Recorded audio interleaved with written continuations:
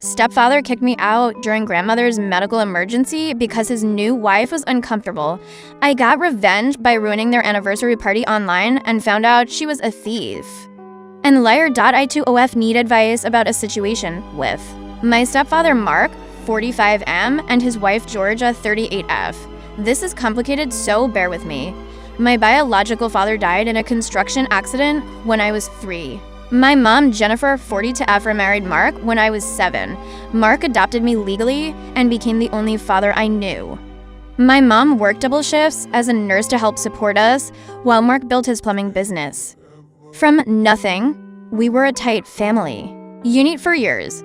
Mark taught me how to ride a bike, helped with homework every night, and came to every school play. He would take me fishing on weekends, and we had this tradition where we would get ice cream after. My report cards came out, even. When his business started doing well and he got busy, he made time for our father-daughter activities. My mom would joke that I was his little shadow because I followed him around everywhere. When I was 15, my mom got diagnosed with ovarian cancer. The next 2 years were brutal. Mark took care of everything while mom went through treatment. He drove her to every appointment, managed her medications, and kept the house running. I helped as much as I could, but I was still in high school. Mark's business suffered because he was always at the hospital or taking care of mom at home. Mom passed away 3 months before my 18th birthday.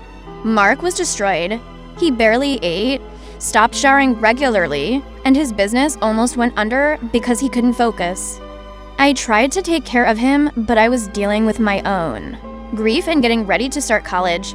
My Aunt Carol, 48F, came to stay with us for a few weeks after the funeral to help out, 6 months after mom died.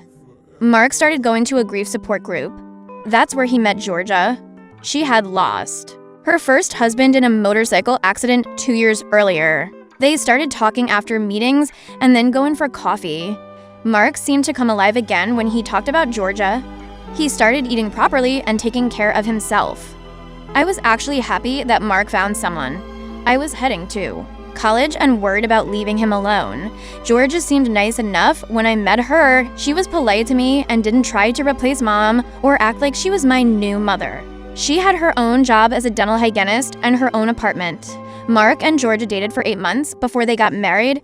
It was a small ceremony at City Hall with just me, Georgia's sister, and a few friends. I gave Mark away and took pictures. Everything seemed normal. Georgia moved into our house, and I went off to college 3 hours away. My first year of college went fine.